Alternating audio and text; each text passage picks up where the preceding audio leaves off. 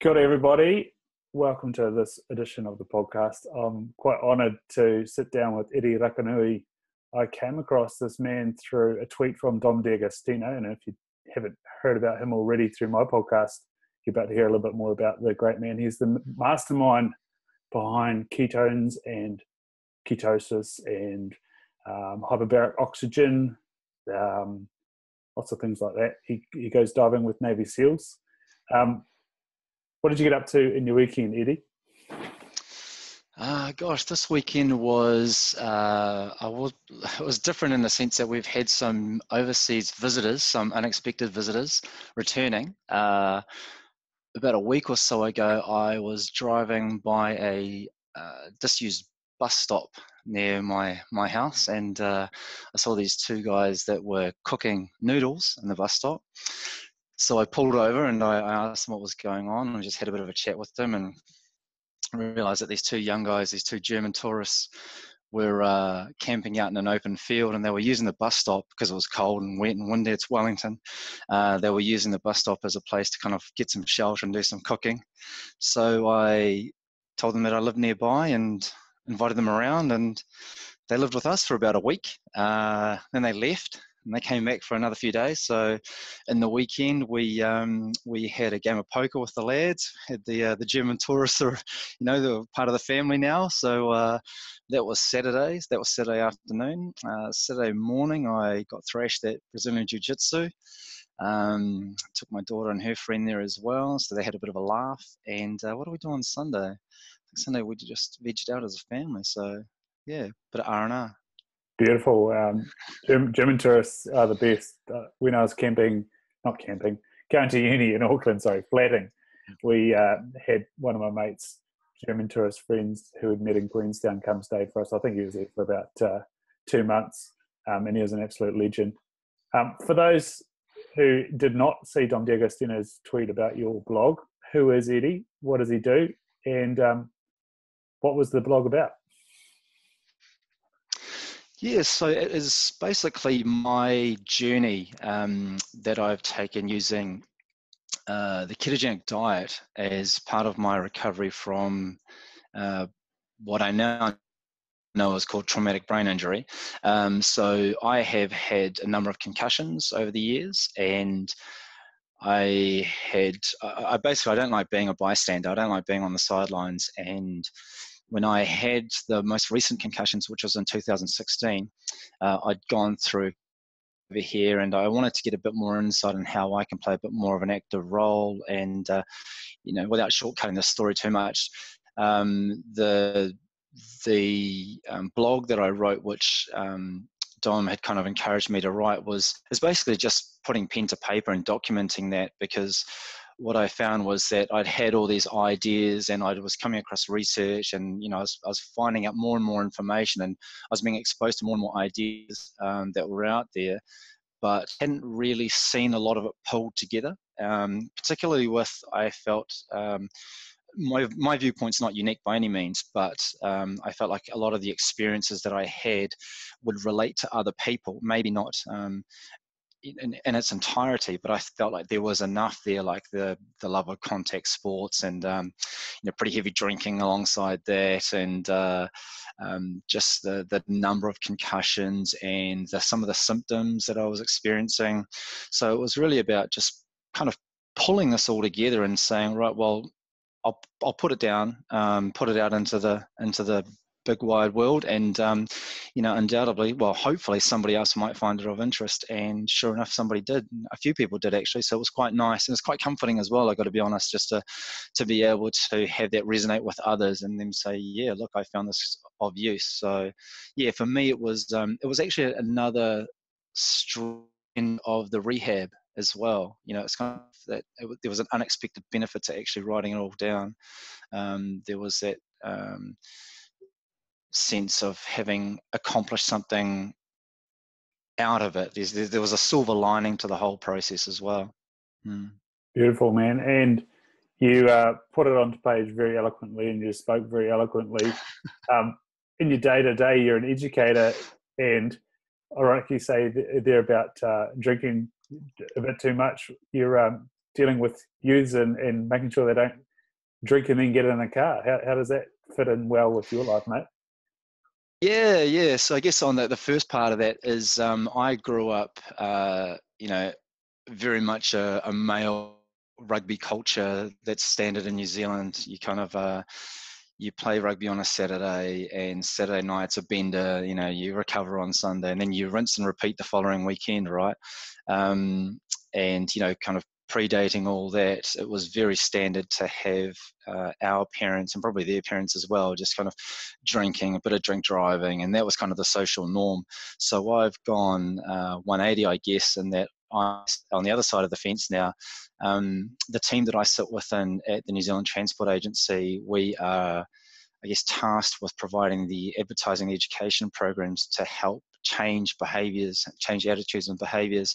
Some of it's towards drink driving, some of it is substance impaired driving, but we cover everything like seatbelt use, cycling, older drivers, fatigue. I mean, it's the whole gamut of behaviours that you might see and experience on the road, all with the purpose of lowering the pretty high death toll that we've got over in New Zealand.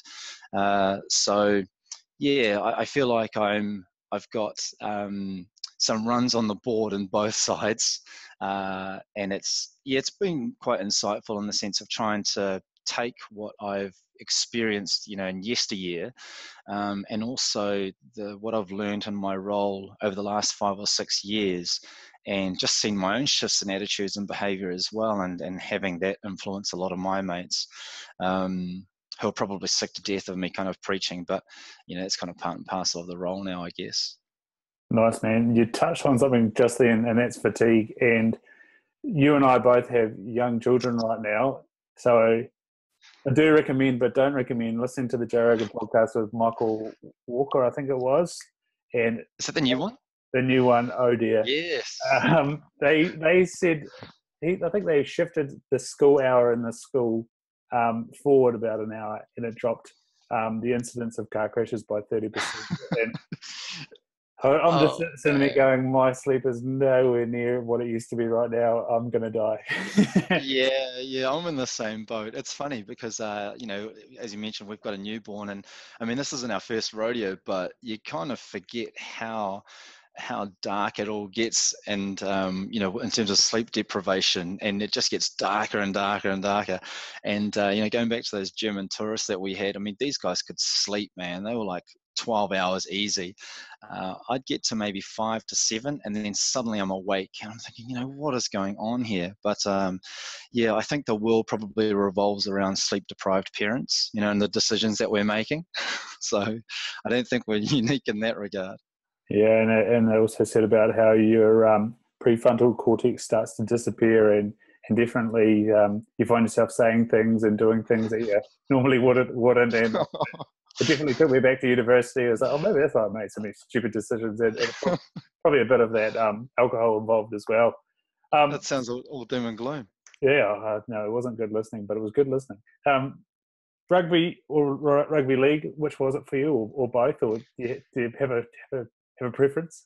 Yeah, so I played rugby almost exclusively for about 25 years, maybe from when I was kind of 10 or 11. I'm 38 now, and in the last 4 or 5 years of playing, that was when I switched back to league. I was playing union over in the UK for a little bit and came back, and then really wanted to try rugby league. It was this thing that I'd seen and had involvement with, but never actually got my teeth into.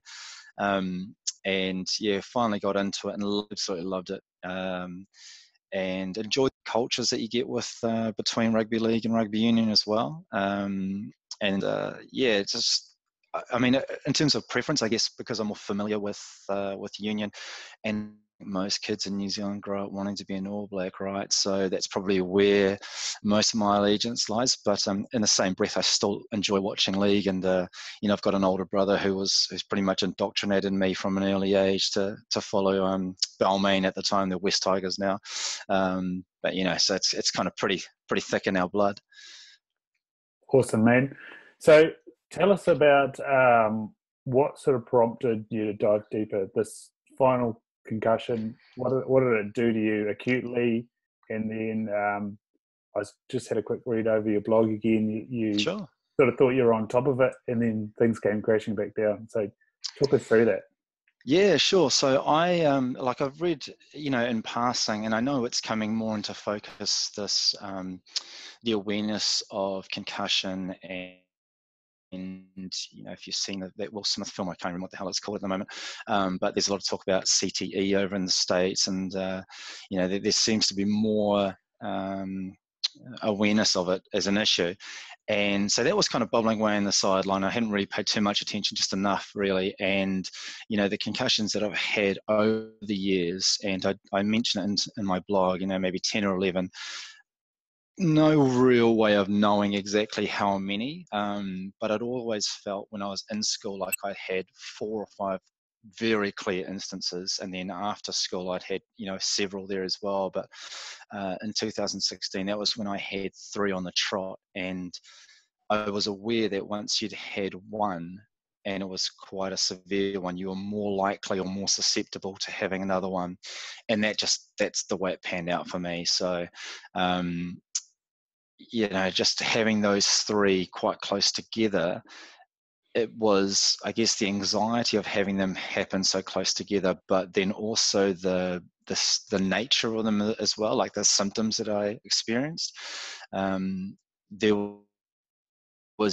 There's kind of that, it's, if you want to pretend that you're not experiencing the symptoms, you could do that to an extent, but these were so strong that it was kind of unavoidable. I couldn't just turn it down and say, actually, no, this isn't happening. Like there's a fogginess that comes with it that it just covers everything. And the more people I speak to about it, the more you kind of become aware that it's a thing with concussions. Now, I was lucky in the sense that the people that I've spoken to have had like quite a severe fog, if that's the way you want to call it. Whereas mine was, I was aware of it, but it wasn't. There's also one of the symptoms that I experienced was having like this pressure in the back of my head, and it's kind of in that occipital region around the back. And what I found was it just slows everything down and makes everything harder.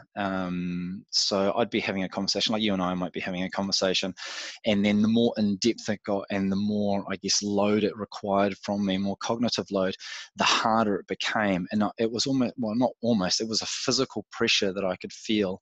And I was so conscious of it. Basically, I'm starting to divert my attention from this conversation forward into what's going on back there. And when you're at that stage, everything just becomes that much more harder. So you just start to struggle through what should be, pretty straightforward conversations. Have I lost you there? Oh dear. Oh, Yep. you still there, mate? Yeah, straightforward Okay. conversations. Before you kick on there, you spoke about the anxiety of the concussion. However, you can flip that around and say the concussion created anxiety as well, because that's one of the real sort of underlying things with concussions is that your sympathetic nervous system starts to go up and up and up and up and up. And of course, that means that you're on high alert all the time.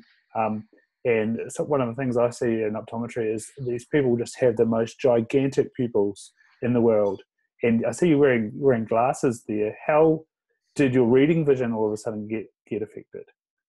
Yeah, my eyes haven't, I guess as you get older, they naturally start to deteriorate anyway, right? I didn't notice it having a substantial effect, but going back to your point about anxiety, yeah, that's absolutely bang on. So I've never been an anxious person. I've always been reasonably carefree, haven't had too many worries. And when people have spoken about anxiety, prior to the events, I'd look at them and think, what the hell are you talking about? Like, what is this thing, anxiety, that you people keep talking about, this black dog thing and whatever they might be referring to, and when they start moving on to depression and whatnot.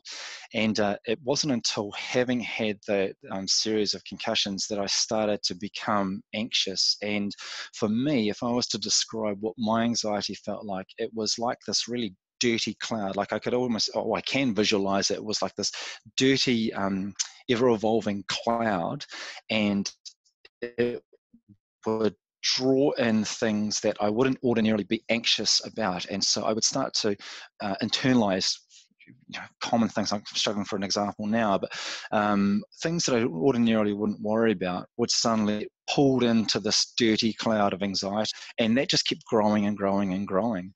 And the guys at ABI were quite helpful in the sense that they would just kind of provide me with tools on how to manage it. And so just knowing what it is, knowing that you can actually define it, for me was quite a big thing, just to get an understanding of this is what it is. Kind of super helpful, and then being able to work out what the solution might look like after that. Yeah. Nice. And so how did that make you feel, first off, being in the cloud and then being able to find it and getting that, I don't know, clarity around it, I guess? I think to start with, it saps your confidence. At least I found it did. So I'm a reasonably confident person, I think. But when you've got this thing like anxiety, it undermines you, and I guess you undermine yourself, really. And so what I would find is that, almost that coupled with this pressure that I was having in the back of my head, you start to lose confidence when you have these face-to-face interactions with people. And that can be really crippling, to use that phrase again, because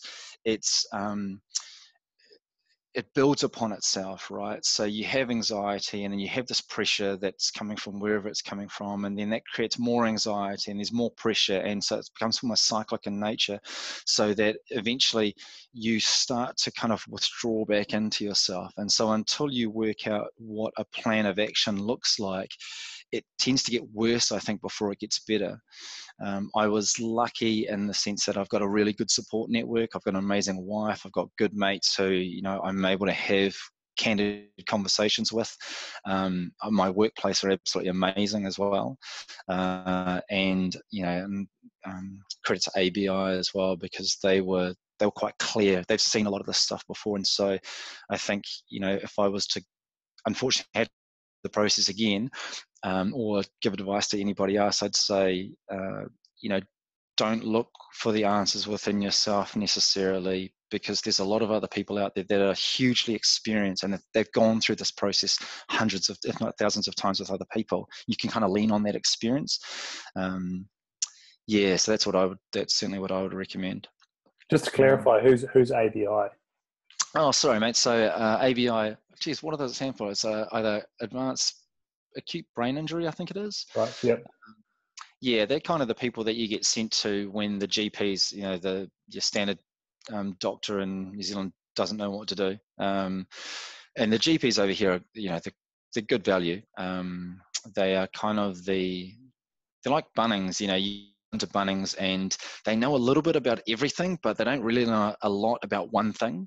Yeah. And so once you hit that stage, then they send you off to the specialists, and then it's those specialists that can really drill into, okay, this is what the problem actually is, and this is what your solution is going to need to look like.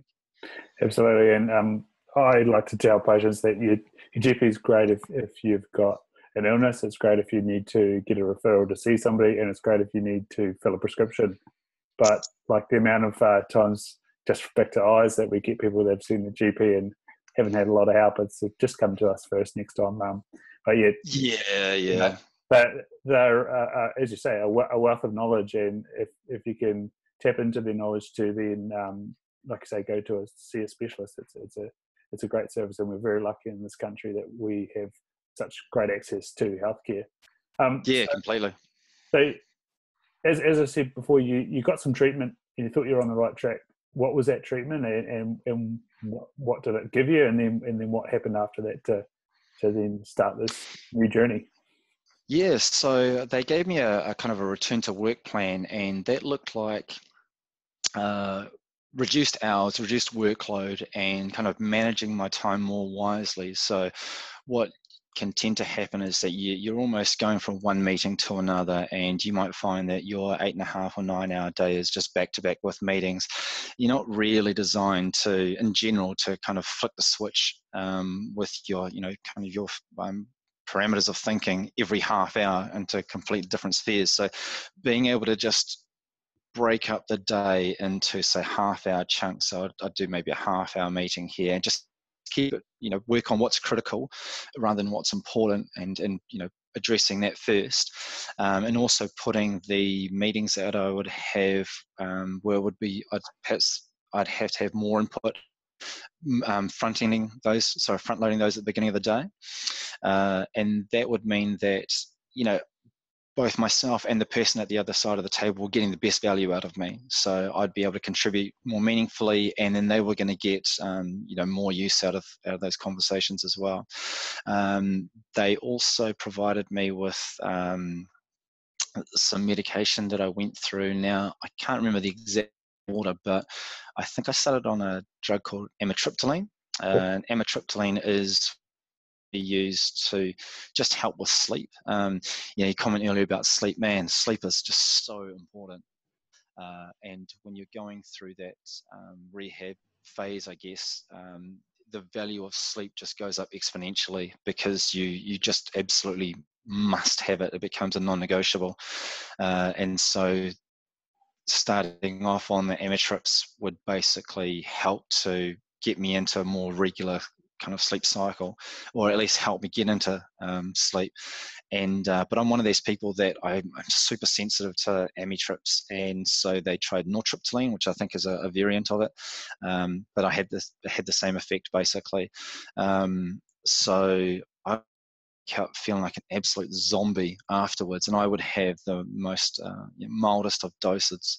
Yeah. Anyway, and so it was kind of trial and error with that for a while, but eventually we worked out what the right balance was, and ended up kicking it to the curb, now that I remember, for melatonin, which your body kind of produces naturally anyway. And there were also times where I had to complement that with like a harder drug, which is zopiclone, which is basically like it's a your proper sleeping pill, which you'd get from the GP.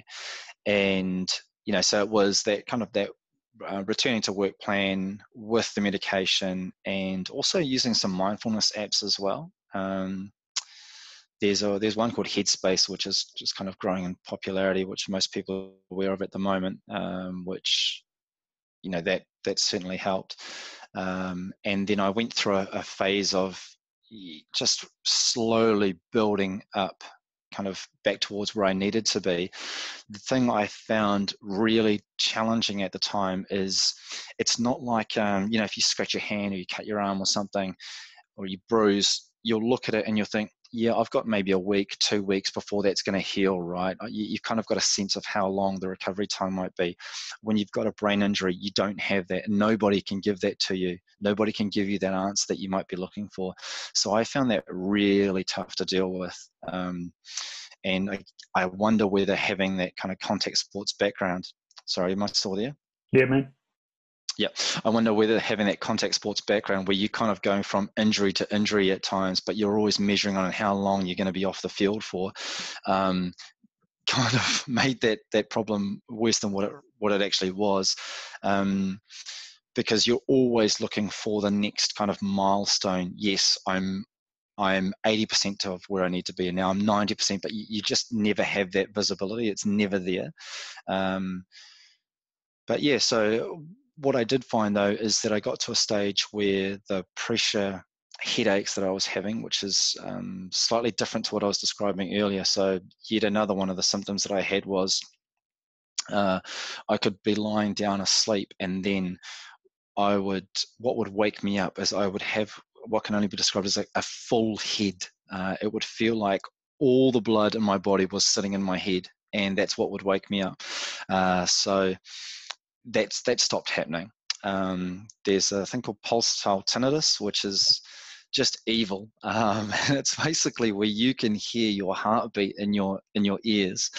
And I describe it in my blog. Man, when you've got it, it doesn't matter what else is going on in the world. That's the only thing you care about, is this damn noise of your heartbeat in your ears, because it stops you from sleeping. Sleep is everything. So that started to kind of die out a little bit when I was going through that recovery phase, and just all the other symptoms that I had experienced, like the memory was starting to get a little bit stronger as well. I felt, really hard to measure, but I just felt like I was retaining information a little bit better than what I was. So yeah, in general, I thought, okay, if I was to put a figure on it, I was probably, kind of 95% of the way to getting back to where I needed to be. Nice. Did you track anything like heart rate, or I've looked at my sleep cycle as well and how deep I've gone in the night. Did you look at anything of those? It seems like heart rate variability, or waking heart rate, or anything like that. No, and I really wish I had of. I've only recently got onto that. My boss at work had spoken about Sleep Cycle, the app, and I've seen it. It's incredible. It really is. I wish I had have known about it earlier. Yeah, no, it's super cool. So going from there, how did you get in contact with ABI, or was that what they had put in place, was it? Sorry, what was that? Is this what ABI had put in place for you, or is that when you started to move with them? Are you there, Eddie? Yep.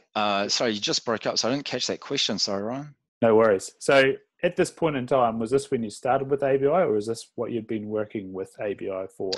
No, that's pretty much what I'd been working with ABI for. So it was kind of through the course of the conversations with the GP, we would, and this is no fault of the GP. This is just, I guess, really speaks to their experience and, what they're used to seeing. But it felt like a wee bit like we were shooting in the dark.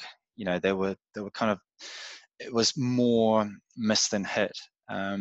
But after going to ABI, I guess the nature of their game is they see a lot of people with TBI. So they zoned in on it straight away. Okay, this is what we think needs to happen.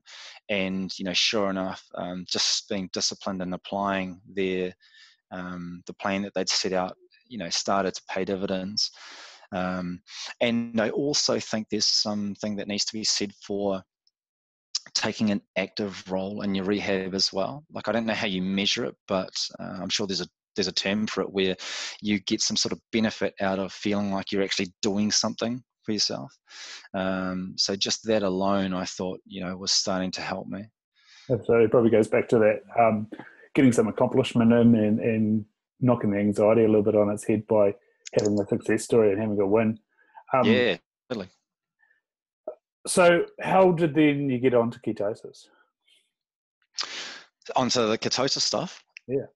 Yeah, there's a bit of a leap there, isn't it? Okay, so I kind of, in and around that time, a mate of mine, he is living in Aussie, and probably actually just a little bit before then, but he'd been talking about intermittent fasting and talking about the benefits of it. Now, I come from, my family's Pacific Island. We're, although I'm born and bred in New Zealand, we are very much of the Pacific Island upbringing, in the sense that food is everything and carbs are everything. Carbs are king.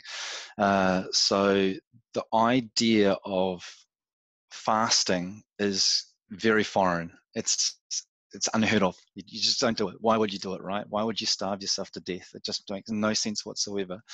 And so, mentally it took, I wasn't even listening to what he was saying, basically. But to his credit, he's quite persistent, and he takes an evidence-based approach as well. So he was starting to flick through some research and stuff that was happening, I think, at Johns Hopkins University over in the States and whatnot. Anyhow, and so, started to pay a little bit more attention and saw some research that was starting to suggest that ketones had a positive influence on synaptic function, your memory, and, influence on brain injury rehabilitation. And, these were just like starting to raise flags for me, because obviously the experience that I'd been through. So then I started to delve into this world of ketones, and it's amazing. It's one of those rabbit warrens, right, that once you peer your head into, it just goes on forever. And when I started going down there, I tried the whole intermittent fasting thing, but I still had a foot in both camps. So I tried the intermittent fasting, and originally I was doing it for 16 hours, and that was just a real struggle. And as soon as I hit that 16 hours, I was carb binging. And it was almost like I was taking revenge on that 16-hour window as well by just going crazy on the carbs. And I'd be binging for the rest of the week. And then I might do another 16-hour fast at one stage the following week. So for me, it was just a completely unsustainable approach to trying to draw the benefits from being, what I thought was in ketosis, and the drawing the benefits of having ketones as your energy source to kind of the situation that I was in. And as I built my understanding of it, I started to see this name pop up repeatedly, and that was, who you mentioned before, Dominic D'Agostino. And I guess between himself and the likes of Jeff Volek and whatnot, these guys are demigods in this space. And the thing I really enjoy is once again the scientific approach that they take to this. I'm a bit of a pop culture hater. So if a celebrity tells me that they endorse X product, I'm more likely to not like X product simply because they've told me they liked it. But if I see a lot of hard evidence and research that supports something, and it probably coincides with the work that I'm involved with as well, I pay attention. And as I started to look at the research that he'd done, I started to see that there was a lot more to this intermittent fasting and being in ketosis and the use of ketones, etc., than what I originally thought there was. So that's what got me onto the ketogenic diet, and yeah, that's been an interesting journey in its own right, because like I said, the upbringing that I've had is carbs are everything and they're everywhere. And we eat them breakfast, lunch, and dinner. And if you look at the normal food pyramid, it's full of carbs, and you're supposed to get your servings of carbs however many times a day. So to switch from that to a low carb, high fat diet, it's quite counterintuitive. And when you start it, you're almost forcing fat down, and that can be difficult. But yeah.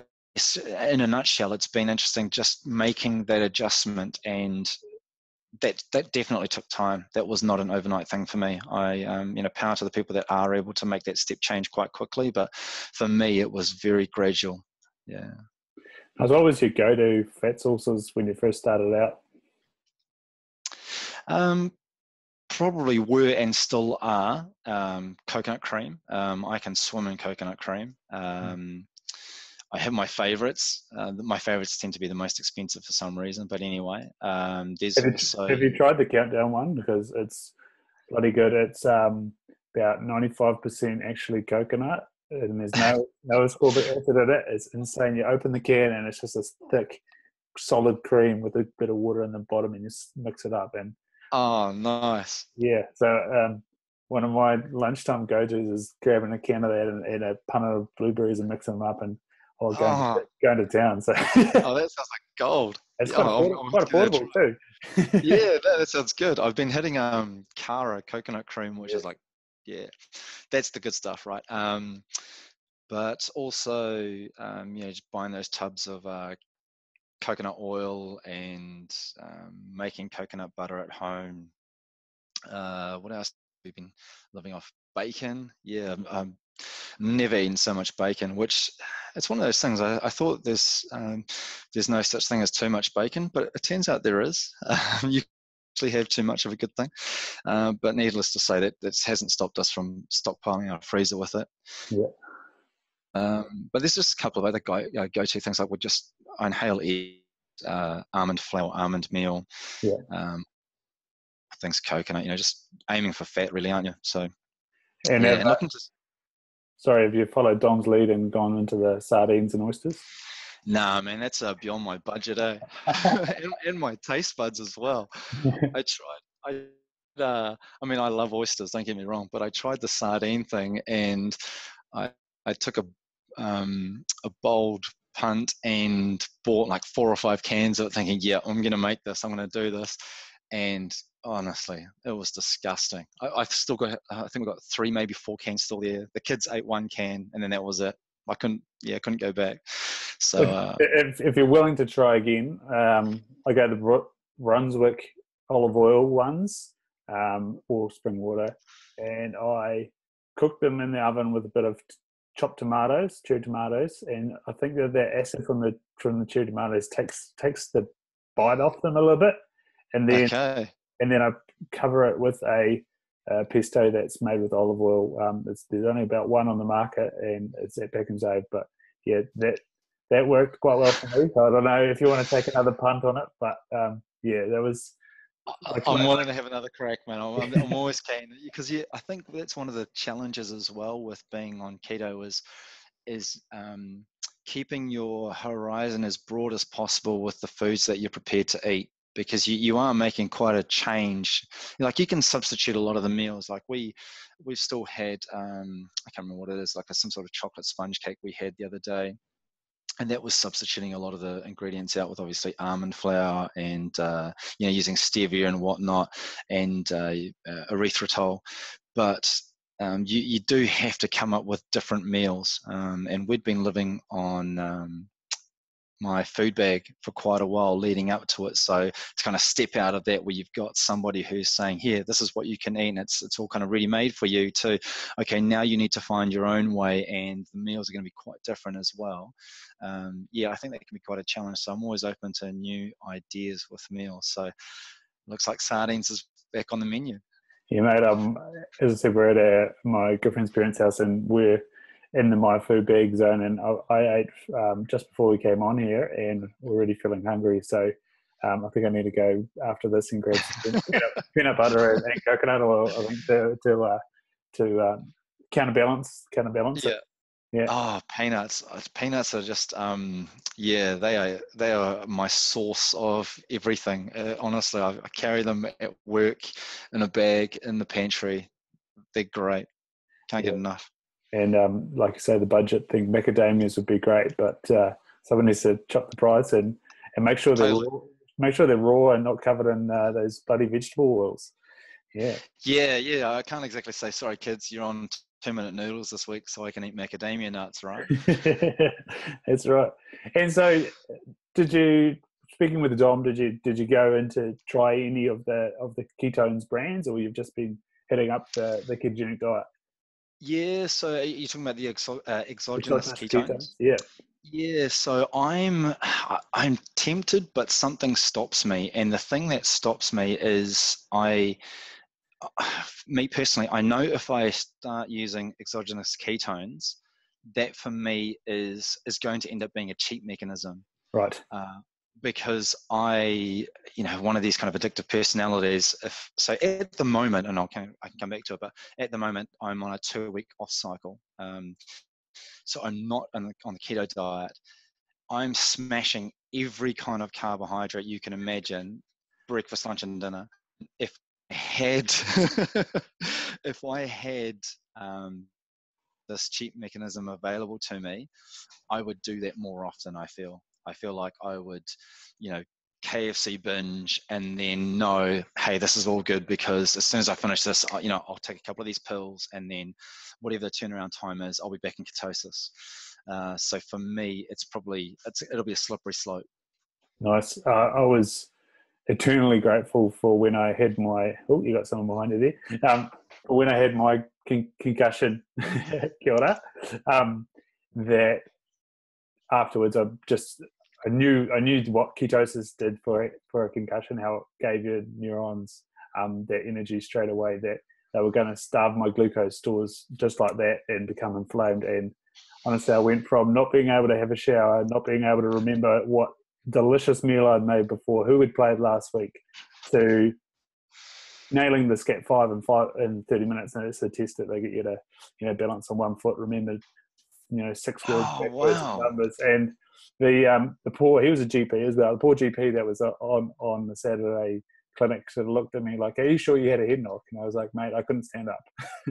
And so they do work, but I definitely appreciate what you're saying about that. They are a great cheat. get up in the morning, have your brekkie, knock one of those back, and you're away flying for the rest of the day. Yeah. So how long does it normally take for you to get back into ketosis once you've had one of them? So there, in the products that I deal with, which is by Prove It, which is one of the ones that both Joe Rogan and Tim Ferriss have talked about. Their original product was about an hour. You'd be in ketosis. You'd be above 0.5 millimoles. The max, Yeah. which is what I was very stoked to have on hand, that was 30 minutes. And I tell you what, it was like coming out, like you say, that cloud. It was like coming out of the clouds. I was trying to text my dad, who was coming to watch the second half, and of course I wasn't there. Just text my dad and just not being able to make sense, not being able to find the buttons, and then all of a sudden I was making sense of what he'd said and making sense of what I was trying to write, and I was like, oh, I'm back.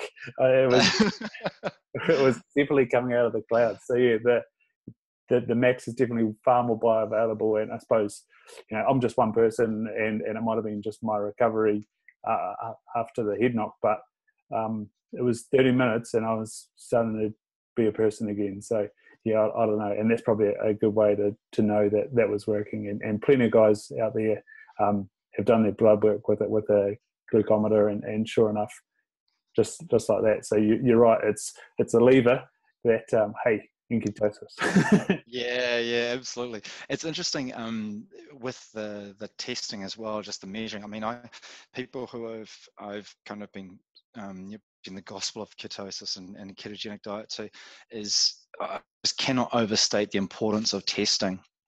Because when I'm pretty sure when I started, I wasn't testing until I got the keto sticks, and once you get your hands on the tube of 50 or 100, whatever it is, and then you start using it, it allows you to see how far you can push the envelope, right, and where the boundary is to in terms of keeping in ketosis. And I think I eventually just moved it to being quite binary, so I wasn't even using the sticks for seeing what depth of ketosis I was in. It was more just, am I in it or not? And then recently got my hands on one of those Freestyle Optimum Neos and found, they're just so addictive. Once you've got them, you almost want to test it after every hour after every meal or whatever, just to see. But yeah, the importance of being able to just keep a tab on it is huge, because otherwise you're constantly playing the guessing game, right? Absolutely, and it's something that I'm quite excited about when we get into Australia, is trying to get my hand on a glucometer, because I know that they're a bit more accessible over there. Things like eBay bring the price down a bit. And you say testing, you've been doing a little bit of blood testing, and there's been a little bit of worry about your LDLs. Now, if you talk to me, I'd probably say what's going on with your LDLs, what's your ratios, what's going on with it compared to triglycerides, and you were telling me before we got started that you got to that point and you wanted further testing. What tell us a bit more about why you're keen to tap more into your LDLs, and why that is. Yeah, so after posting up on the blog, I had somebody just send through some information, and there's Dr. Ronald Krauss has done some work, and he's also done a podcast with Dr. Rhonda Patrick, who's who's quite well known out there. And he's specifically talking to not so much just LDL, but the importance of the particle size as well. So small, dense LDL. And I guess I'll oversimplify it, one, because it's easier, and two, because I don't know if I even fully comprehend it, but he's basically talking about if you have a smaller, denser LDL, then that compared to a larger LDL is more adverse to your health, because that's the one that basically, if you can kind of imagine it passing through your arteries, that's the one that's going to sink and then basically clog and line your arteries, right? So trying to get that particle size test through my GP is the question that I raised with them, and assuming that experience is what most people have when they go to their GP, it wasn't a very encouraging one, because it was completely foreign to her. She hadn't even heard about it. As I mentioned, she did a bit of a Google search while I was there to say, what is this kind of that this patient's asking for? So I think as an awareness of that grows, I think that'll hopefully become more mainstream, because I get the whole LDL bad, HDL good thinking, and the importance of the ratio and whatnot. But then it also seems like that there's a level of detail beneath that within the LDL that needs to be looked at, and that's around the particle size. I'd also read or seen there was not enough, weight given to how your body processes it in the first instance, whether that's genetics or otherwise, and the level that your body had before you kind of started, with the high fat diets or whatever it started to look like. So there's a few variables in and amongst that we don't seem to be talking about, or there's just little recognition given to. So yeah, I'm not sure whether GPs are the right people to give that advice, and it seems that I don't feel like there's a person that you can kind of go to and say, right, tell me everything I need to know about this, and then you can just go back to your GP or whoever it is and say, I need all this information, and then it's kind of on tap. So yeah, maybe that exists overseas, but yeah, not here. Absolutely. And if those out there that have read Tools of Titans, I'm pretty sure in the Peter Attia chapter, and maybe Rhonda Patrick's chapter, they go into a little bit of that APO-A and B as well. Yep. And then two more names to throw into the hat in terms of if you're wanting to know a little bit more about this particle number and LDL and what it is. Ivor Cummins, who's an Irish bloke, these two guys are engineers, and they're in that boat of being absolute fat responders. Ivor Cummins is someone that's got a wealth of information, and if you're looking to understand, like you say, the way that these particles travel through the blood system, Dave Feldman does an exceptional talk, and he's been an engineer. He's a continual experimenter. He's done all these little experiments, all these little levers that he's adjusted, and he's done the blood work. I don't know how much he's spent on the blood work, or whether he works at a lab or something, but absolute sensational talk on Low Carb Down Under, which is just on YouTube. Dave Feldman, so look that up, and I'll probably link that in the show notes because it's super good little 20 minutes, half an hour. It's really good.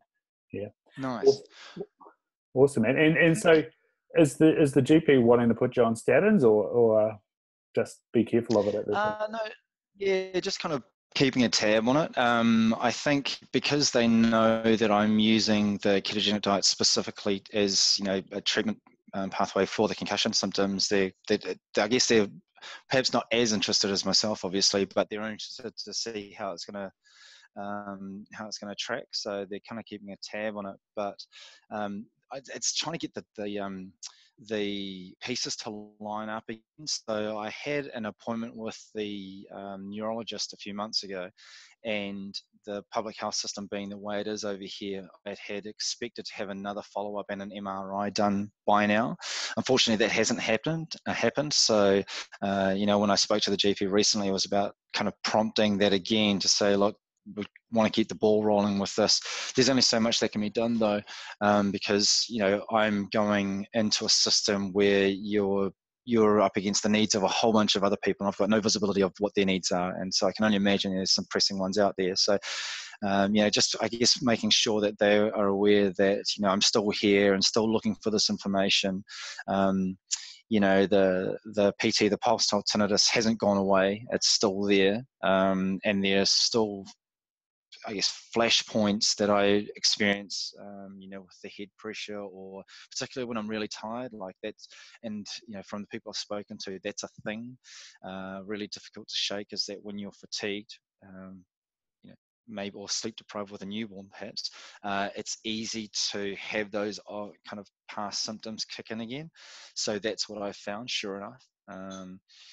But getting the GP just kind of with all constantly moving, I think that's one of those things you have to be in their face a little bit. You've just got to keep pushing, because they've got a lot to do, right? They've got a lot of people that are knocking on their door. So absolutely. And interesting you say about that sleep deprivation and return of symptoms. I've last couple of days all of a sudden had a headache come back in, and I wonder if one of it's the fact that our carbs have gone up with dinner, or two, if it's just the sleep and things aren't coming back in the way they should. Have I lost you there, Eddie? No, you're back. Yep, I'm back. Sorry, mate. Just dipped out for a second there. Lost No, the link. that's all right. Back to food, and you said you've got some Polynesian background. Is raw fish on the menu a bit in your house? Oh, mate, I love raw fish, eh? Hikamata. Yeah, so there's just so many foods that you can't eat when you're on keto that are, like Pacific Island staples. In the Cook Islands, which is where my family's from, there's a thing called mayonnaise, which is basically just carbs. It is potatoes and beetroot and like mayonnaise. It's just it's a thing of beauty, but I can't touch it. And we have a lot of chop soy. The raw fish isn't too bad depending on how it's made, but taro, which I'm not sure if you're familiar with. It's just like that is just the good stuff, right? But all of that's off the menu, unfortunately. So times like this is when I definitely binge. And the kids know that I'm off keto as well, because the house is just full of Shrewsbury's and Whittaker's chocolate bars and Skittles, and it's just a bit crazy. Nice. So we touched on the fact that when you get a concussion and it builds up and you can get this anxiety and things like that. And when I sort of said about doing this podcast, I said, well, what are your social handles? I'd like to check you out. And you said, well, actually, I've gone away from them. And it's something I have done in the past. Obviously not now. Those that know me, I'm all over it. But what has that meant for you? And also, if you can touch on the things you got into, you said yoga, meditation, salsa dancing, Spanish, and even Toastmasters, and you're a great speaker, I might add. So what has being away from the socials done for you? I found it quite liberating, if I'm honest. I've used them. Don't get me wrong. I mean, I had a Facebook account, and it's probably still there, sitting dormant. And I see the value in it. I don't think they're valueless, put it that way. But as a connector, I think it's quite handy to have, especially if you've perhaps you're traveling or you've got people who have moved overseas, or people overseas or whatnot. It's a nice, easy, straightforward way of communicating with them. So that aspect of it, I think, is great. But what I found, and I guess what I still continue to see, is when I was using Facebook, I was just being bombarded with these photos and messages, and I'm going to have to put an advanced apology to all my friends out there that are putting stuff on there. But it was just so much of, look where I am, look who I'm with, look what I'm doing, and I stopped caring. I thought, this is not really adding much value here. It's becoming it's becoming a bit of a background noise. And so as I looked more into it, I was thinking, well, is my time better spent elsewhere? And sure enough, it was. Once I kind of cut the cord from Facebook, it just frees up so much time. That action that you do when you like this on Facebook on your phone, you can just use that energy and do something else with it, like do anything, read a book. And so I just started to venture out and find other things to commit my energy towards. And, I think I'm probably that way inclined anyway. I always like stepping out of the comfort zone, and I'm reasonably active. So, disconnecting from social media, I think for some people might be quite difficult. So I'd suggest transitioning out of it carefully. But I think once you do, man, you just got so much more time available to you, and that mental space that you've just freed up as well. When you consider how much these companies are investing in keeping you hooked onto that product, it is overwhelming. And it's no accident that they're as big as they are, and that you spend as much time as we do, staring at those screens. So, I think there's a lot to be said for actually kind of disconnecting for a while. And it doesn't need to be permanent, but surely just I think there's a huge amount of benefit in kind of breaking away and freeing up that mental headspace. But yeah, like I said, some of those things that I got to enjoy were like the salsa dancing, which is, man, I've got two left feet, and I'm not just saying this, I mean really. And so that was very much outside of my comfort zone. And I was lucky in that I had a partner who was kind of willing and prepared to keep pushing me. So that was always nice. And with the yoga and the meditation, I almost kind of went hand in hand with the rehab from the concussion as well. So when I broke it down into I looked at a circle and I thought, okay, if I broke that down into thirds, I could have perhaps the ketogenic diet forming one part, that looking at kind of the nutrition aspect of it.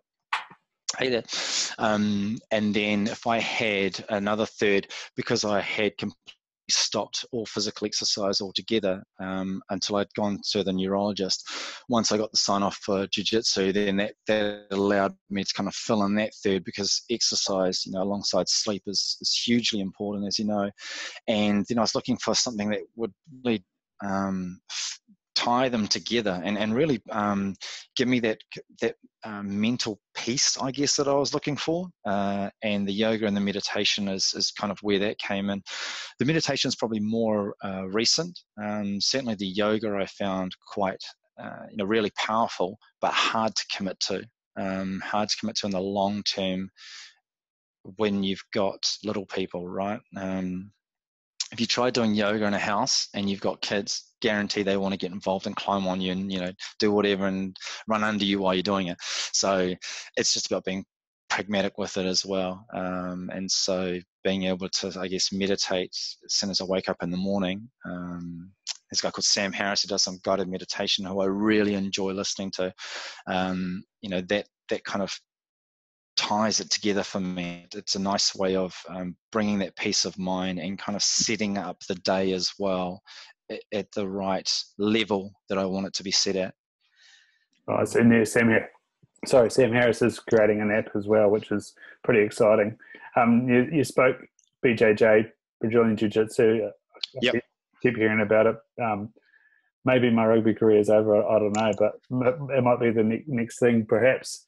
Yeah, I'd totally recommend it. That is my drug of choice. I love it. And you said you had your first competition. It's easily my number 1, 2, and 3 addictions. I only got onto it recently because of the concussions, and for me, it gives you that contact and that competitiveness, but without that impact. When you've basically got a 120 kilogram guy running towards you and he just wants to bowl at the top of you, or you don't have that. It's a lot more close quarters. So it provides that sense of that you kind of get from rugby, but yeah, just in I guess probably a more managed environment, and I like the science behind it as well. So I'm only a recent follower of the UFC and MMA.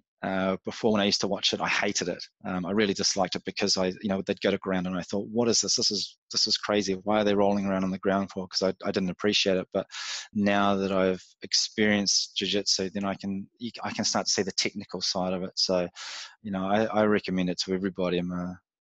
I think my mates are actually sick of hearing about it, to be fair. Nice. And it was good to keep talking there because I lost you for a second. But oh, good. Yeah. You said you had your first competition and it didn't go too well from a successful experience in terms of winning. But how was it in terms of an experience, mate? Because I'm sure it was great. In terms of an experience, it ticked the box.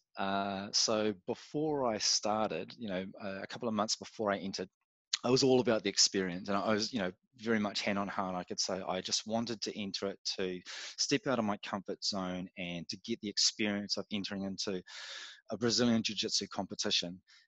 As it got closer, and as I put more effort into kind of, the techniques and learning techniques and going to the gym and the cardio and whatnot to make sure I could put my best foot forward at the competition, then the kind of the competitive element started to kick in for me, and it kind of moved from 100% experience to being pretty much about 80% of the experience and still 20% of wanting to win one of my matches.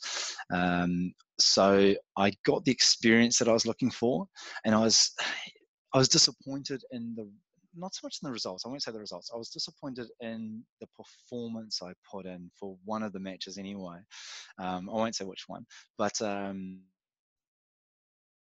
it's funny because you know what you are capable of doing, but at the time your whole field of thinking narrows down to just one or two processes. And I guess that inexperience, right, of not being familiar with that kind of environment. So I guess people who are more familiar with that kind of competitive environment and that type of competition have their full array of skills and techniques that they've learned over the course of their career. I felt like I could only remember one thing at a time, and even then it was a struggle. So that was the disappointing part, is that that you're capable of more, but you just couldn't unlock the thinking to enable those techniques. No, that's cool, man. So we'll link your blog KeCussion in the show notes. Sure. One last thing. What would you like to put out to the world and leave people with, or a question that you might have with people? A question, geez, it's I just off the top of my head, this is a question that I asked Neil deGrasse Tyson at a conference that he did up in Auckland. So I asked him, if you could the answer to one question and one question only, what would your question be? And I leave that with people. And for me, it just helps stimulate thinking. What would you ask, and why would you ask it? Why is that question important to you? So yeah, that's what I'd leave it with. And what did Neil deGrasse Tyson have to say? Oh man, I think you fobbed me off with this pretty rubbish answer, to be honest. He said something about, I'll paraphrase, but he was talking about, are we basically too stupid to know that we're too stupid to know how stupid we are, or something along those lines. Yeah, maybe. Thanks, Neil. Yeah, for someone so insightful, yeah. Hello, mate. Thank you so much for coming on board. It's my pleasure. This has been a bit of toing and froing to get underway, but we're here and we've done it, and I'm so stoked to share your story with the wider community, and hopefully, like you say, it resonates with a few more people out there, and they can start on this journey of discovering how to get on top of what is quite crippling, as you said, at times. Yeah, no, it's been my pleasure, and yeah, I couldn't agree more. I hope the insight is helpful to some people, and for those that are going through that experience with concussion, just stick at it. There's a lot of really helpful people and good information out there, so don't fret, and you'll find a way. Cheers. Thanks very much.